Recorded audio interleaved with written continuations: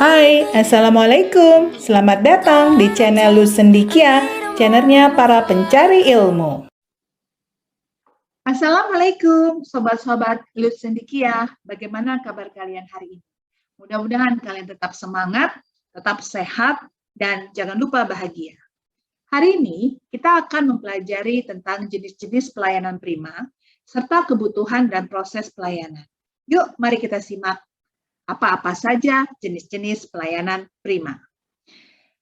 Oke, jenis-jenis pelayanan prima itu ada 3 macam jenis. Yang pertama adalah pelayanan dengan lisan, yang kedua adalah pelayanan dengan tulisan, dan yang ketiga adalah pelayanan melalui perbuatan. Mari kita lihat lebih jauh, apa dan bagaimana pelayanan prima melalui lisan. Pelayanan dengan lisan umumnya dilakukan oleh petugas-petugas di bidang hubungan masyarakat, ya, layanan informasi dan bidang-bidang lainnya yang tugas mereka adalah memberikan penjelasan atau keterangan kepada siapa saja yang memerlukan.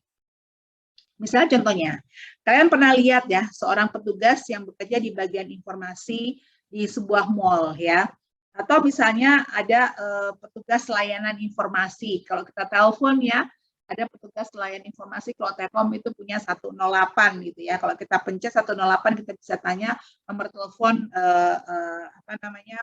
orang lain. Nah, ini termasuk adalah jenis layanan yang dikategorikan sebagai layanan lisan. Nah, agar layanan lisan ini berhasil sesuai dengan harapan konsumen, tentunya ada beberapa hal yang perlu dipahami, ya. Ada beberapa hal yang perlu dipahami, ya. Nah, yang pertama adalah seorang petugas perlu memahami filosofi penting tentang pelayanan, ya, memahami dengan benar dan detail apapun yang sudah menjadi bagian dari tugasnya, ya. Dia paham benar bahwa konsumen ini harus dipuaskan, jadi harus bisa diberikan kejelasan, ya, penjelasan dan kebutuhan mereka. Yang kedua, diberikan gambaran teknis atau cara praktis menampilkan kinerja berorientasi pada pelayanan prima melalui komunikasi lisan, ya. Jadi memang para pegawai-pegawai ini harus dipersiapkan ya dengan benar, bahkan perlu dilatih ya bagaimana cara menampilkan kinerja pelayanan prima melalui lisan. Dan yang ketiga adalah mampu memahami tanggung jawab, memiliki pengetahuan dan keterampilan dalam berkomunikasi lisan. Salah satunya adalah memiliki bahasa tubuh yang antusias, kemudian memiliki bahasa tubuh yang percaya diri, serta fokus terhadap apa yang dikerjakannya. Dan yang perlu diperhatikan lagi yang keempat adalah perlu dikembangkannya sikap empati antara pegawai yang satu dengan yang lainnya, sehingga alur komunikasi lisan itu bisa tumbuh dan berkembang.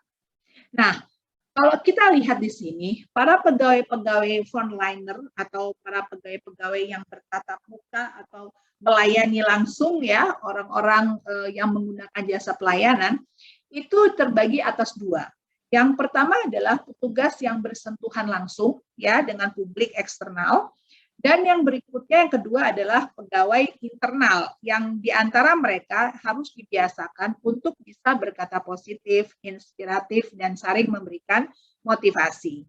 Jadi intinya di sini adalah sebuah pelayanan bisa dilakukan prima melalui lisan, yaitu dengan cara lisan. Dan itu biasanya dilakukan oleh petugas-petugas yang bekerja di bidang hubungan masyarakat, kemudian layanan informasi, dan bidang-bidang lainnya yang tugasnya adalah memberikan penjelasan ya. Misalnya nih saya tambahkan guide ya, guide suatu tour guide itu juga dia memberikan pelayanan prima melalui lisan. Kemudian yang kedua adalah pelayanan prima melalui tulisan. Jadi ini adalah salah satu bentuk pelayanan yang paling menonjol dalam kegiatan operasional organisasi publik ya. Biasanya ini didominasi oleh sistem komputerisasi dan berkolaborasi dengan internet. Nah, layanan ini cukup efisien ya, terutama untuk layanan jarak jauh ya, yang disebabkan karena adanya faktor biaya. Jadi agar layanan dalam bentuk tulisan itu dapat memuaskan semua pihak yang dilayani, maka hal yang harus diperhatikan adalah salah satu faktornya adalah kecepatannya. Jadi layanan tersebut dapat mengolah masalah atau proses penyelesaiannya, ya. Layanan tulisan ini terdiri atas dua golongan. Pertama, layanan yang berupa petunjuk, ya, informasi atau sejenisnya yang ditujukan kepada orang-orang yang berkepentingan. Tujuannya apa? Agar memudahkan mereka dalam berurusan dengan suatu instansi atau organisasi. Misalnya seperti ini ya, papan petunjuk ya, beroperasinya waktu layanan misalnya. Atau misalnya kalau kita pergi ke mall, misalnya ada papan atau board ya, simple aja di mana toilet, di mana musola gitu ya. Atau misalnya kalau kita pergi ke mall juga itu kan suka ada map ya, Anda berada di sini misalnya.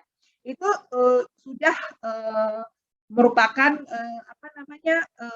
layanan ya. Jadi layanan tulisan ya yang disediakan oleh organisasi, instansi atau perusahaan. Nah, kemudian yang kedua adalah layanan berupa reaksi tertulis atau permohonan. Misalnya keluhan, pemberian hadiah, penyerahan, pemberitahuan ya. Itu biasanya ditulis dalam bentuk surat gitu ya.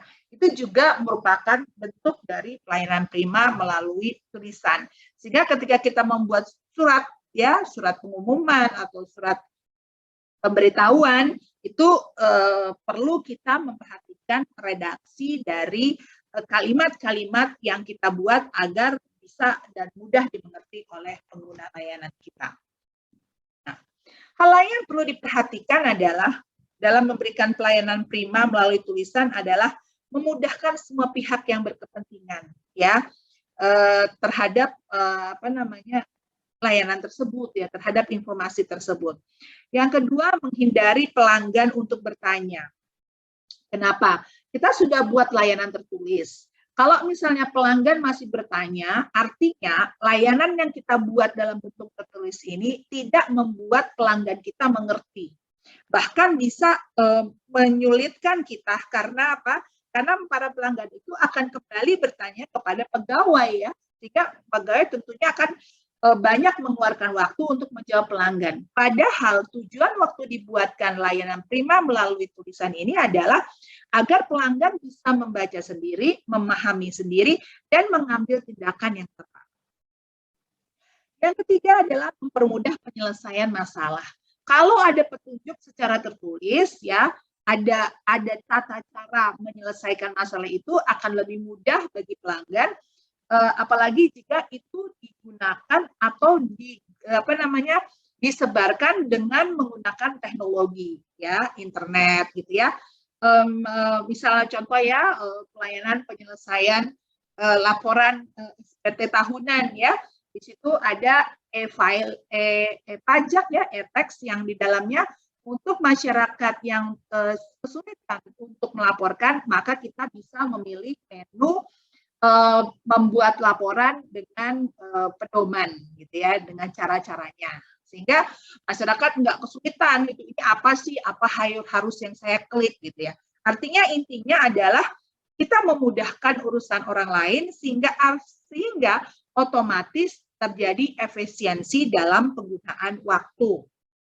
Nah, ketika kita menggunakan pelayanan prima melalui tulisan, tentunya itu akan meminimalkan penggunaan ruangan, ya.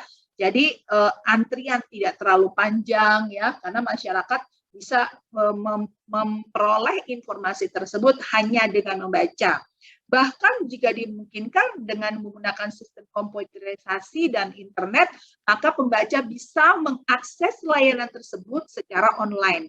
Tidak perlu lagi datang ke tempat. Dan yang terakhir adalah memberikan tuntutan penyelesaian masalah secara lebih tepat kepada pelanggan, ya. Jadi diharapkan dengan layanan melalui tulisan ini, maka pelanggan bisa menyelesaikan masalahnya dengan tepat, walaupun tidak harus bertatap muka dengan para petugas layanan.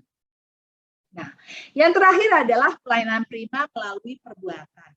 Pada umumnya, 70 sampai dengan 80% layanan ini dilakukan oleh karyawan di tingkat menengah dan bawah atau yang sering kita sebut sebagai frontline people gitu ya, kayak tadi frontline people itu ya orang-orang yang berhadapan langsung dengan masyarakat atau pengguna layanan ya. Nah, ini ada gabungan dari pelayanan lisan dan tulisan ya. Nah, pegawai-pegawai atau petugas-petugas ini adalah orang-orang yang memiliki kompetensi teknis ya di bidangnya. Contoh misalnya pelayanan petugas kasir di toko gitu ya, pramusaji restoran, pramugari pesawat terbang dan sebagainya. Pada dasarnya tujuan utama pelanggan itu adalah untuk mendapatkan pelayanan dalam bentuk perbuatan atau hasil perbuatan yang baik ya dan menyenangkan, bukan hanya sekedar menjelaskan atau hanya menyanggupi ya menyampaikan secara lisan.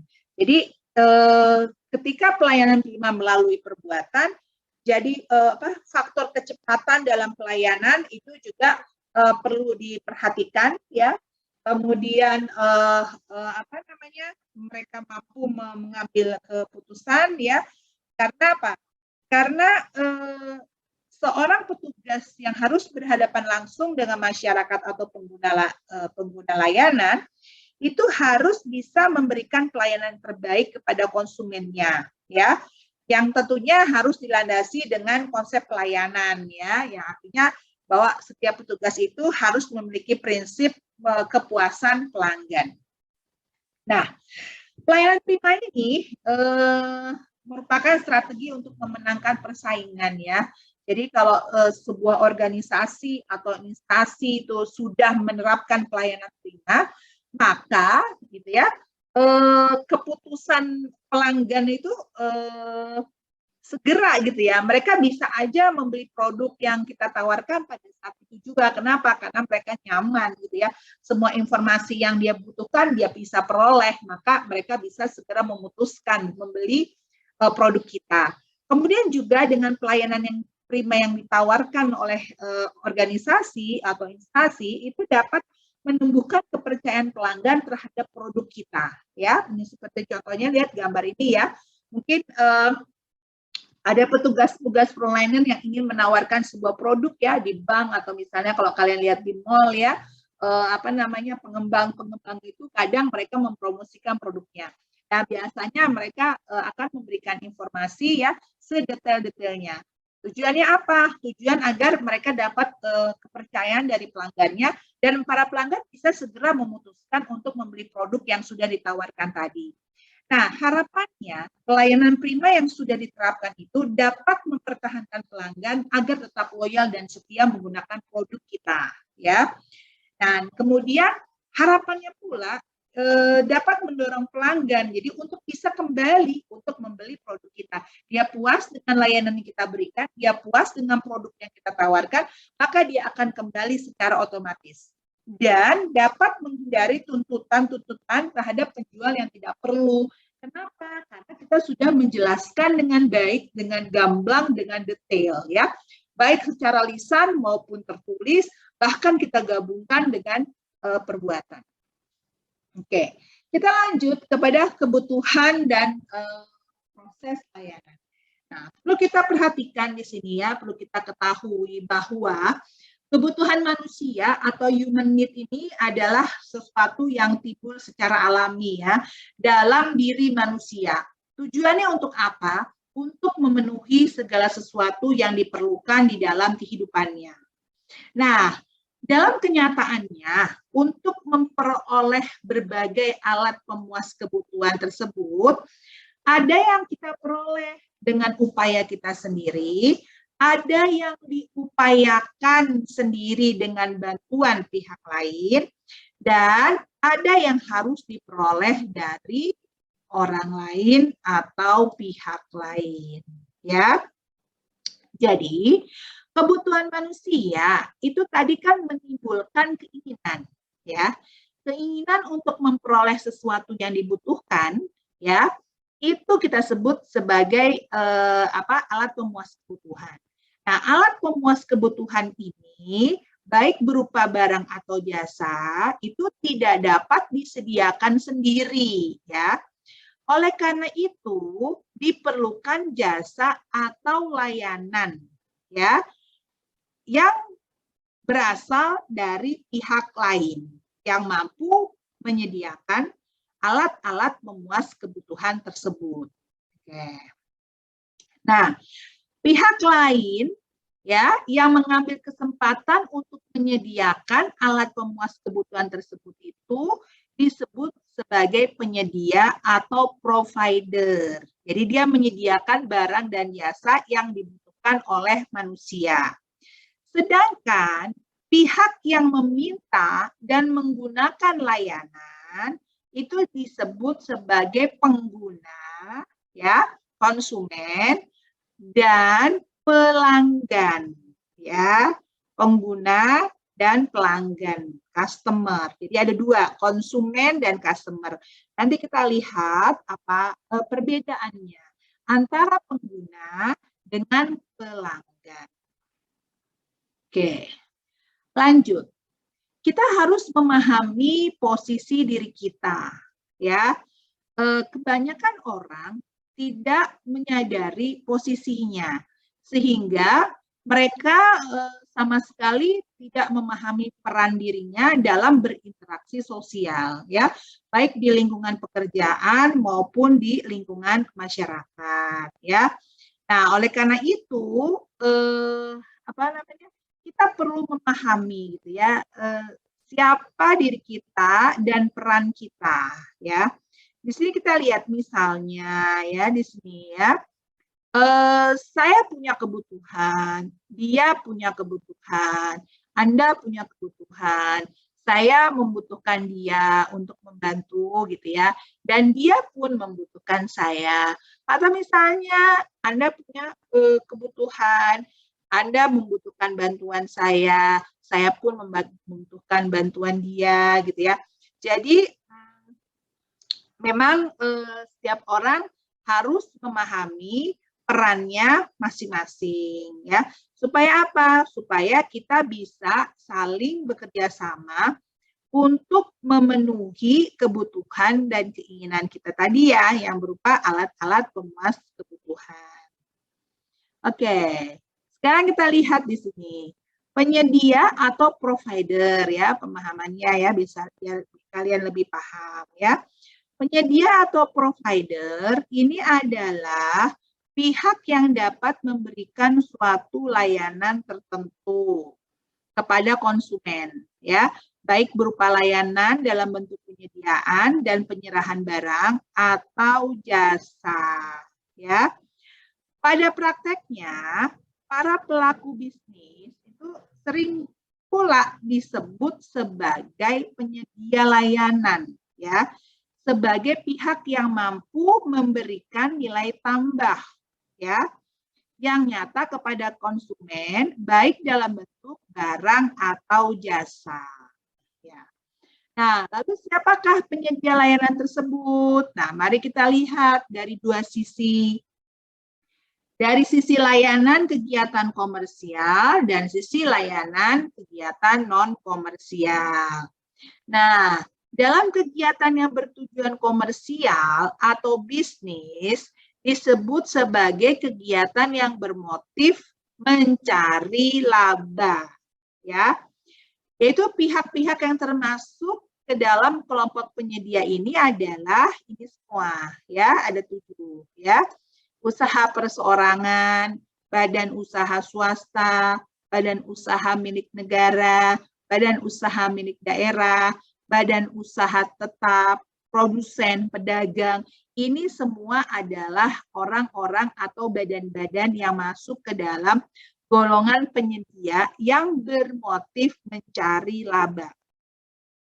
Nah, untuk suatu kegiatan yang tidak bertujuan komersial, ya, yang tidak bertujuan komersial, atau di sebuah kegiatan yang tidak bermotif mencari laba, maka ini disebut dengan usaha nirlaba atau non-profit motif. Ya. Yang termasuk ke dalam kelompok ini adalah perseorangan, badan usaha swasta atau badan pemerintah, dan lembaga swadaya yang semuanya bertujuan untuk pelayanan umum atau kegiatan sosial. Oke. Sekarang, siapakah penerima layanan atau service receiver? Nah, penerima layanan itu adalah mereka yang disebut sebagai konsumen, ya, atau pelanggan. Ya, konsumen atau pelanggan yang menerima layanan dari penyedia layanan. Nah, dalam prakteknya, para pelaku bisnis itu seringkali diartikan sebagai penerima layanan, sebagai pihak yang menerima suatu nilai tambah dari penyedia layanan. Ya, nah, siapakah mereka? Gitu ya, ini ada konsumen internal, pelanggan internal, konsumen eksternal, pelanggan eksternal, ya. Nah, konsumen internal adalah orang yang terlibat dalam proses penyediaan jasa atau proses produksi barang sejak dari perencanaan, penciptaan jasa, atau pembuatan barang sampai dengan pemasaran dan penjualan, bahkan sampai pengadministrasian. Ya, itu yang disebut dengan konsumen internal atau pelanggan internal. Ya, jadi contohnya mereka adalah jajaran direksi, ya, kemudian para manajer, pimpinan bagian, pimpinan seksi, penyelia, ya, pengurus, pegawai organisasi, ya, pokoknya yang ada di dalam organisasi tersebut, ya, konsumen dan pelanggan internal. Jadi mereka adalah orang-orang yang terlibat dalam proses penyediaan barang atau jasa, ya. Jadi mulai dari perencanaan, penciptaan, pembuatan, bahkan sampai pemasaran, penjualan, pengadministrasian itu adalah dilakukan oleh mereka, ya.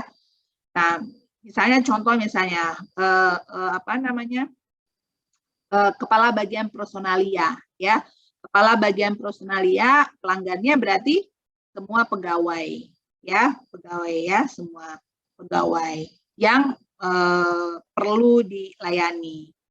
Atau misalnya pegawai pengetikan, ya, di sebuah perusahaan, ya, atau sekretaris misalnya, maka pelanggannya adalah semua pegawai yang membutuhkan jasanya.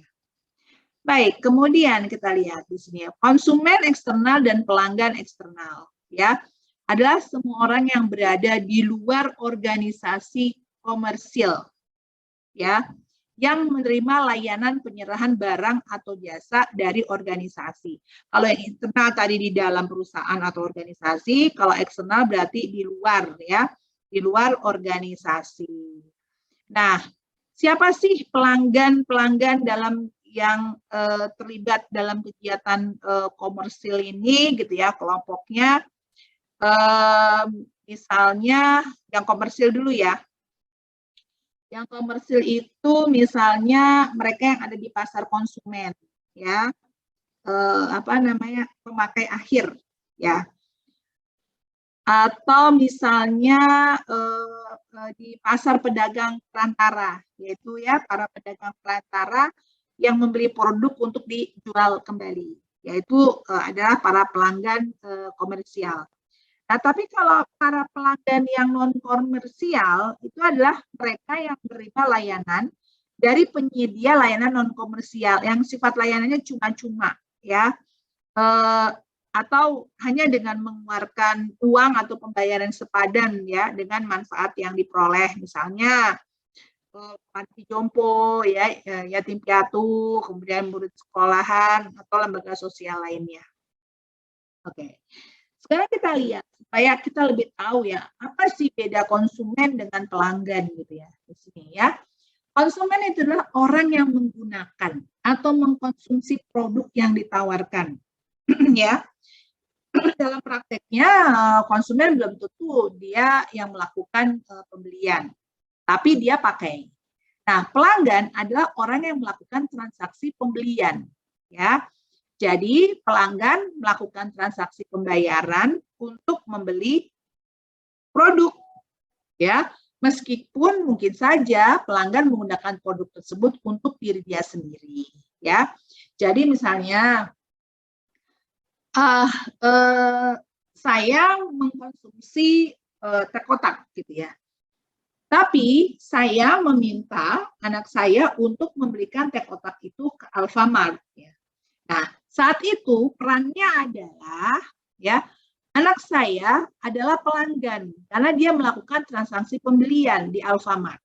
Tetapi anak saya bukan konsumen karena dia tidak mengkonsumsi teh kotak. Yang mengkonsumsi teh kotak tersebut adalah saya. Namun, bisa aja seseorang berperan sebagai pelanggan dan konsumen. Saya mengkonsumsi teh kotak, saya beli sendiri teh kotak tersebut di Alfamart. Oke. Sampai di sini bisa dipahami?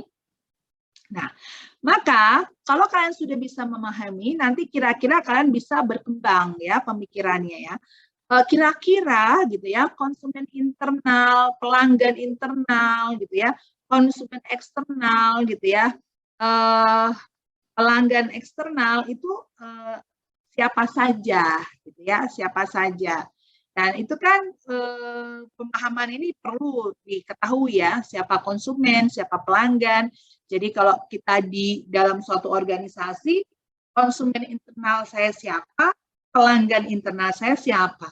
Siapa yang menggunakan produk saya, siapa yang menjadi pelanggan saya. Gitu ya. Misalnya ya, saya bekerja sebagai seorang jasa ketik misalnya di sebuah suatu kantor gitu ya. Maka ya konsumen saya, orang yang mengkonsumsi produk saya adalah pimpinan ya. Tetapi pelanggan saya adalah sekretarisnya karena dia yang meminta jasa saya untuk diketikkan. Tapi yang memakai ya, yang memakai jasa saya, yang menggunakan mengkonsumsi adalah pimpinan perusahaan tersebut. Karena jasa hasil ketikan saya itu nanti akan dibaca gitu ya, kemudian dipakai. Sementara yang melakukan transaksi itu adalah sekretarisnya. Oke. Sampai sini kira-kira bisa dipahami ya, apa sih bedanya konsumen, bedanya pelanggan, karena nanti di situ penting sekali untuk bisa mengidentifikasi siapa konsumen dan pelanggan internal dan siapa konsumen dan pelanggan eksternal. Gitu. Ya, oke. Lanjut.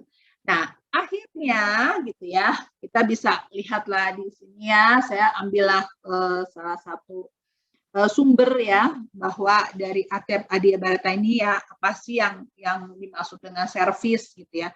Katanya S-nya itu ada self esteem, artinya apa? Memberi nilai pada diri kita sendiri ya. Jadi kita memberi diri kita untuk pelayanan kita tadi ya. Kemudian kita juga memberi nilai untuk produk kita ya. Jadi produk saja, produk yang bagus saja tidaklah cukup jika kita tidak memberikan pelayanan yang prima gitu ya kepada pelanggan kita dan pengguna produk kita. Kemudian exit expectation, jadi melampaui apa yang diharapkan oleh konsumen ya, apa yang diharapkan oleh pengguna, pemakai produk kita. Nah, itu perlu dilakukan research ya, bahkan kita juga perlu melakukan inovasi-inovasi agar harapan konsumen itu tidak saja cuma terpenuhi, tetapi bisa melampaui ya. Kemudian R-nya ada recover ya, merebut kembali gitu ya. Artinya kita rebut kembali para pelanggan kita, para konsumen kita ya. Dengan apa? Dengan pelayanan prima. V-nya itu ada vision atau visi ya. Setiap organisasi tentunya mempunyai visi. Kalau kita bicara tentang pelayanan prima, maka visi kita berarti kita harus bisa melayani pengguna secara prima. Terus bisa memuaskan ya, memuaskan kebutuhan para pelanggan kita, harus bisa menumbuhkan kepercayaan pelanggan terhadap produk kita, sehingga kita mampu mendorong pelanggan untuk memutuskan membeli produk kita, memutuskan untuk kembali lagi membeli produk kita, ya, dan mempertahankan para pelanggan itu agar tetap loyal terhadap produk dan jasa layanan kita. Ini adalah improve, melakukan peningkatan, selalu melakukan peningkatan, mendapatkan masukan mengenai pengalaman pelanggan, tuntutan pelanggan, harapan pelanggan, keinginan pelanggan, maka organisasi tersebut harus mampu menerimanya, kemudian melakukan perbaikan, dan ujungnya pasti akan melakukan peningkatan. Care artinya memberikan perhatian ya untuk petugas-petugas yang memang ditugaskan untuk melayani ya, baik itu secara eksternal maupun internal, kita harus memiliki rasa yang care ya, memberikan perhatian, baik itu terhadap rekan kerja kita bahkan kepada customer atau pelanggan eksternal. E-nya adalah empower, memberikan pemberdayaan ya, berarti kita memberikan manfaat ya atas pelayanan yang kita berikan. Kita bisa memenuhi apa yang diinginkan oleh para pengguna layanan kita. Baik, demikianlah hal yang bisa saya sampaikan. Maka kita simpulkan di sini untuk materi pertemuan hari ini adalah bahwa jenis pelayanan itu ada 3, pelayanan lisan, pelayanan tulisan, dan pelayanan perbuatan. Ya, dan kebutuhan akan menimbulkan keinginan, dan untuk memenuhi keinginan maka diperlukan alat pemuas kebutuhan, dan alat pemuas kebutuhan itu tidak bisa disediakan oleh diri kita sendiri, tetapi bisa disediakan oleh penyedia atau provider dan pengguna layanan atau user. Nah, demikian materi pertemuan ketiga ya pada hari ini, semoga bermanfaat. Selamat belajar dan salam cendekia.